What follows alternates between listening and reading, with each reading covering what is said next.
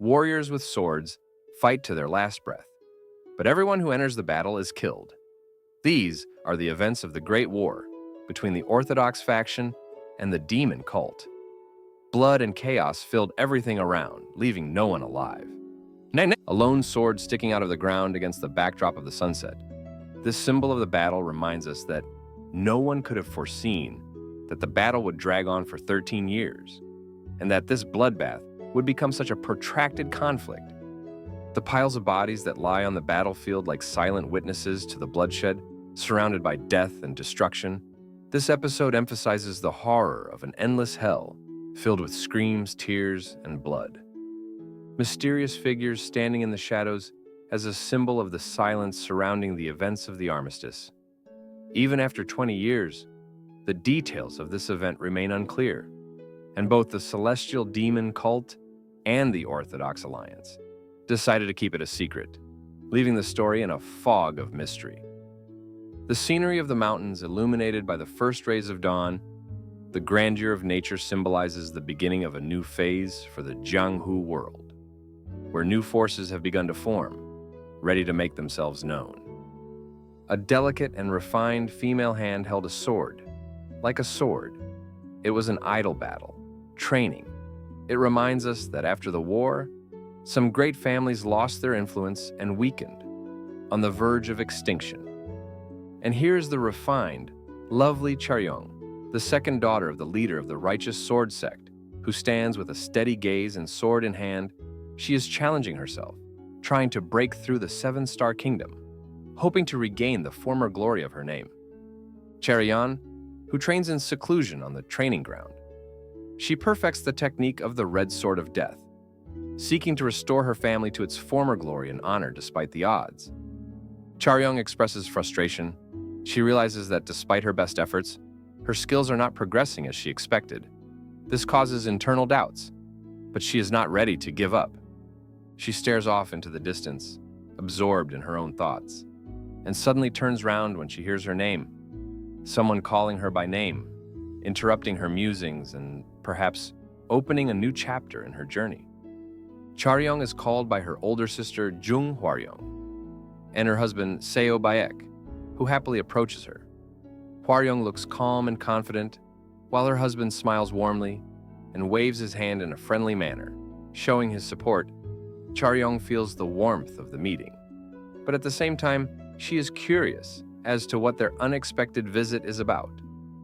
Charyeong looks at her sister and her husband with slight surprise, wondering what could have brought them here now, during her intense training, her voice sounding concerned as training sessions were an important part of her training, and such visits were usually not random. Hwaryong's hand restrainedly touches her temple as she tells her younger sister the important news. Someone from the Jiangxing clan has arrived. Hwaryong's face darkens slightly, indicating the seriousness of this meeting. Hwaryong is beginning to realize that these visitors may bring important changes to her life. Charyeong is clearly surprised to hear from her sister that swordsman Zhang has challenged her to a duel in the Dragon and Phoenix tournament. Her eyes widen and her heart begins to beat faster from the surprise and tension. This is a challenge she was not prepared to face. The Heavenly Dragon Tournament is one of the most important events among the warriors of the Central Plains. It is the place where the fates of the strongest fighters meet, and not only their honor and dignity, but also their lives are at stake. Only those who are willing to sacrifice everything for victory dare to participate in such a challenge. No less important is the Dragon and Phoenix tournament, where young warriors fight in pairs, demonstrating their skills and teamwork. This tournament gives young fighters a chance to prove themselves in front of the whole Central Plain and win recognition. Charyeong feels anger and resentment at having to team up with the swordsman Zhang Yingol, whom she despises for his despicable behavior. The thought of being paired with him makes her angry and disgusted, and she struggles with the decision, unable to understand why she has been given this fate. With great strain in her voice, Charyeong refuses to participate, assuring herself that she is simply not capable of being paired with Zhang. Her determination is evident in every word, and she is clearly not going to accept the injustice she feels she has faced. Charyeong, seething with anger, does not hold back her emotions. angrily resenting her sister. Her resentment at having to cooperate with someone she doesn't respect overwhelms her, and Hwaryong tries to calm her down, asking her to stop and listen to her before jumping to conclusions. Hwaryeon reminds her younger sister of her long promise to bring glory and honor to their clan. She reminds her that participating in the Dragon and Phoenix tournament could be a chance for Charyeong to not only live up to the clan's expectations, but to gain the respect and recognition she has longed for. Charyeong runs away with a determined look on her face, rejecting the offer. She exclaims, saying, "I told you I'm not going to go," her voice full of firmness and adamant. Meanwhile, her older sister tries to convince her, saying, "Why don't you lie about your age and take part, sister?" Looking at his relatives, the man, the sister's husband standing next to her, sighs involuntarily and says that my sister-in-law is really hot-tempered, just like you, he said, patting her on the shoulder, trying to comfort her a little. In the crowded square, the shouts of the traders calling the passers-by to see their new wares. The air is full of the smell of fresh food, and the bazaar is buzzing with life. Charyeong stops to catch her breath, and among the crowd, someone quietly says that it looks like someone has avenged us, said one of the men, grinning slightly, looking at Charyeong, who was standing not too far away, looking proudly ahead. Looking down and frowning pensively, she thought anxiously, but what if the Jiangxin clan holds a grudge against us and decides to take revenge on our clan? This question plagued her heart, and she couldn't find any peace. Tension is rising in the tavern, as one of the men standing at the table shouts angrily that the other has broken the treaty, while the faces of the other diners are filled with anxiety and fear about what might happen next. Under the shadow of the building, a small group of people have gathered. One of them said, "If his lordship would just lend us his power in this matter." The man opposite nodded in response, without any doubt. He said, "Don't worry about it. Just make sure you do as we said last time." In the market square, there was a desperate shouting and noise. Someone's bag was missing, a woman shouting about it very loudly. At the same time, another voice asked indignantly, "Do you even know who you are pointing your sword at?" Charyeong suddenly turns around, hearing the enthusiastic shouts around her. It's the leader of the Murim Alliance. The crowd around her is mesmerized, and the girl looks forward with a slight wariness. In the center of the market square, the crowd gathered around an elder in white, all repeating the heavenly demon has fallen.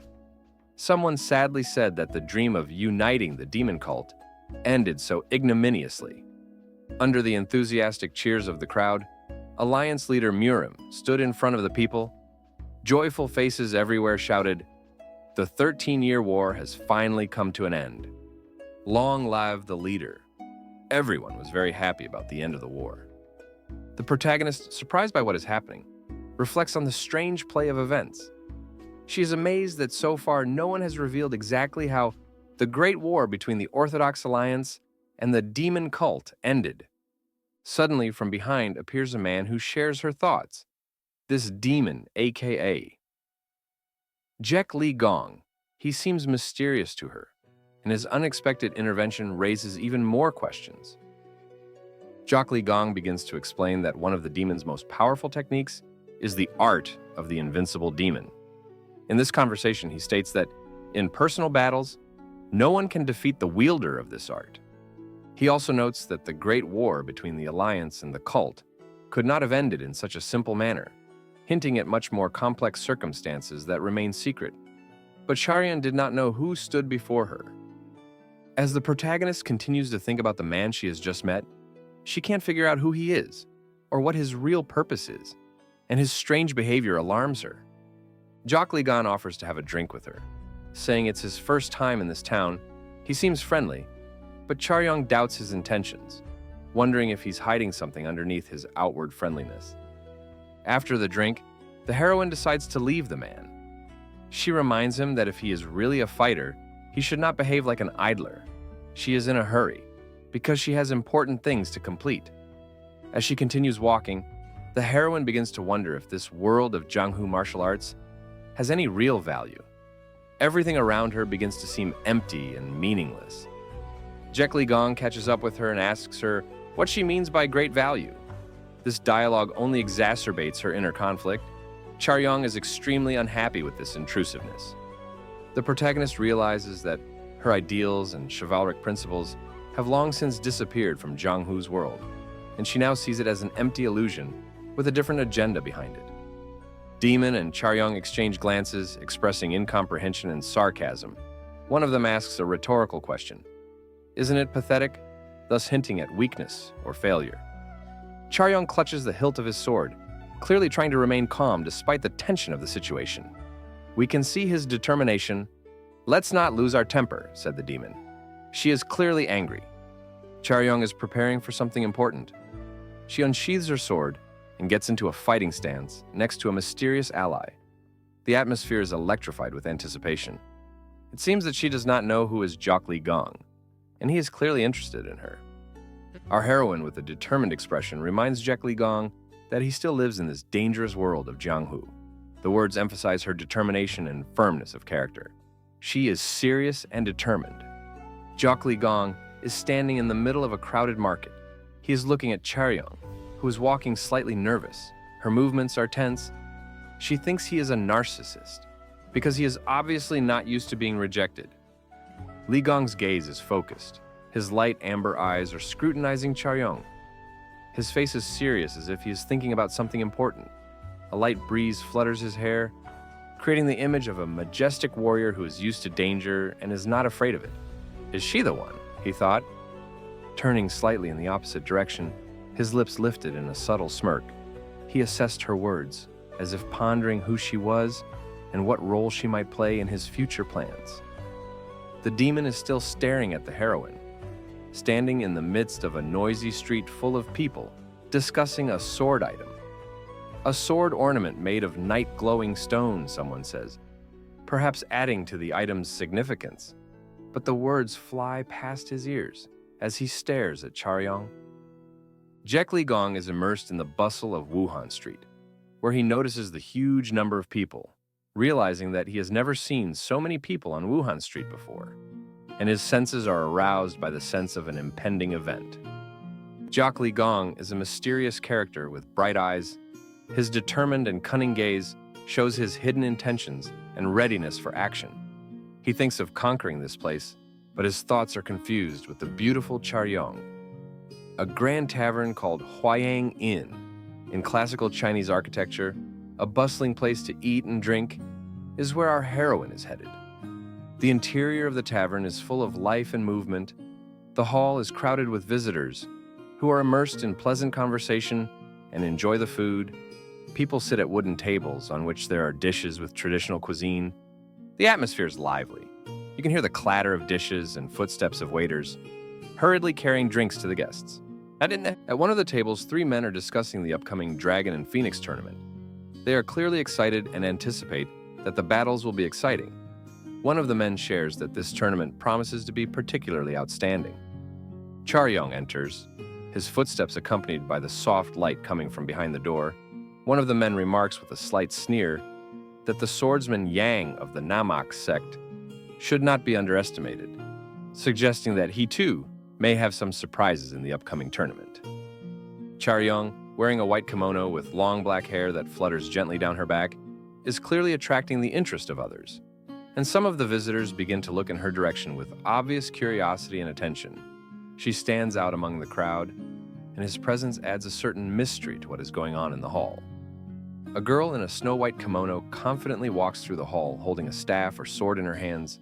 Her thoughts are wondering what is going on and why there are so many people on the street. She assumes that it is connected with the upcoming tournament, which has attracted the attention of many citizens and travelers. When one of the customers sees Charyeong, he asks her why she is here alone. He calls her by name and says that she is a member of the respected Righteous Sword Sect, his words expressing both surprise and curiosity. But Charyeong calmly replies that she has just come to have a light drink, emphasizing her serene attitude to the situation, despite the attention of the others. A man who apparently works at the tavern informs her that there are no seats available in the common room at the moment, and the only place he can offer her is in a special room. But in an effort to accommodate her, he offers her a discount, calling her the best in Wuhan, perhaps indicating her popularity in the place. Charyeong follows the employee, and the customers at the tables look back at her, clearly recognizing her. She has a thought in her head as to who on earth has spread such rumors, and it is clear that she is concerned as the rumors are clearly about her and her reputation. Charyeong walked down the tavern hall, feeling the curious looks of the people around her. Her face was frowning, and her thoughts were confused, she thought to herself, not noticing how the people at the neighboring tables were furtively looking at each other and whispering. She enters a private room accompanied by the owner of the establishment. He smiles and tells her to sit wherever she feels most comfortable. Her face expresses thoughtfulness or fatigue, as if she has lost interest in what is going on around her. Charyeong notices someone already in the room, sitting at the table. It is the same strange guy she met earlier. He says the phrase, "Oh, we meet again," obviously not expecting it, but still pleasantly surprised by her appearance. She is surprised by his presence here. Jok Lee Gong, with long hair, who says with a smile that if he knew they would run into each other again, he would have gone with her from the beginning. His relaxed posture, half smile and gaze show confidence and easy play. She clearly likes him. The girl stands at the entrance to the room. Next to her is the owner of the establishment, and the demon sits at the table, looking slightly surprised at the situation. The shadow of the door falls on the floor, creating a sense of coziness and intimacy. Jek Lee Gong is sitting at the table eating his lunch. A fried chicken is on the table. He is eating a piece of meat. He's looking forward to the meal that is about to begin. He is amused by the situation, Charyeong's anger and embarrassment. He, sitting at a table with a lot of food in front of him, calmly eats the chicken and asks the question, "Do you know how to register for the tournament? And what is the deadline?" This question adds another intrigue to what is happening. Clearly, he is about to participate in the tournament, which seems unexpected to the girl. Charyeong looks at him with a kind of bewilderment. She wonders if he has eaten at all today, seeing how greedily he devours the food. Her next remark shows her concern that he is serious about participating in the tournament. Our hero and heroine are sitting at different tables. The demon confidently replies that, of course, when asked about his participation in the tournament, and adds that beautiful girls are going to be there, which obviously motivates him. He is clearly self-confident, finding his charm attractive to girls. He continues his story by saying that he has traveled a lot since childhood, and everywhere he has been, girls have pursued him. His tone and smug expression emphasize that he is used to attention and clearly enjoys it, which probably makes the heroine even more perplexed. Charyeong, who is clearly in a state of surprise or even shock, she quietly says incredibly, as if she cannot believe what is happening. She is confused. This heightens the atmosphere of her surprise. This is a moment when she clearly did not expect this turn of events, and her facial expression emphasizes the depth of her bewilderment. Jek Lee Gong is deep in serious thought, his face expressing determination and knowledge, as he mentions the great war between the Orthodox Alliance and the demonic cult, emphasizing that such a significant conflict could not end in such a trivial manner. He continues his thought, and now he expresses a personal realization. He has realized who is the most beautiful woman in all of Jonghu. His statement causes a slight wariness in the girl opposite. She clutches the bowl in her hand and seems to be trying to comprehend the meaning of his words, her mind probably wondering what he is talking about. After being in the center of attention, Jung Lee Gong continues to say, with a slight smile and visible respect in his voice, that the most beautiful woman, in his opinion, is his mother. This statement sounds unexpected and makes the girl even more confused, because she obviously did not expect such an answer. Suddenly, his expression changes to a more abrupt one. He squints his eyes and a flame of anger lights up in them, as if he felt that his mother might be underestimated because of her age. Charyeong, suddenly caught in the middle of the misunderstanding, immediately tries to justify herself. She raises her hands in a defensive gesture and exclaims, "No, she is not." But her body reveals how confused and even frightened she is. Her thoughts, full of chaos, show that she is wondering why I'm so nervous. She obviously did not expect the conversation to take such a turn, and now she does not know how to behave. Jok Lee Gong again adopts a calm demeanor, switching to a less serious topic. He continues to eat and, showing his relaxation, says that the upcoming important event makes him feel nervous, which makes him eat more. However, in spite of his relaxed state, the man shows confidence in his abilities and plans. He explicitly states that he will definitely win the tournament, which sounds like an unquestionable statement. This moment emphasizes his determination and ambition, and shows a confidence that may shock others. He shares his bigger plans, saying that this year he intends to conquer Hubei, which stuns Charyeong, who, judging by her surprised look, did not expect such a bold statement. She inwardly exclaims, "What a bore," she thought. Jock Li Gong, not paying much attention to the girl's reaction, continues to talk about his worries. He admits that he has a lot of things to do, and at times like this, he feels very hungry. This simple and casual comment contrasts with his ambitious plans, making his image more human and arousing some sympathy despite his impertinence.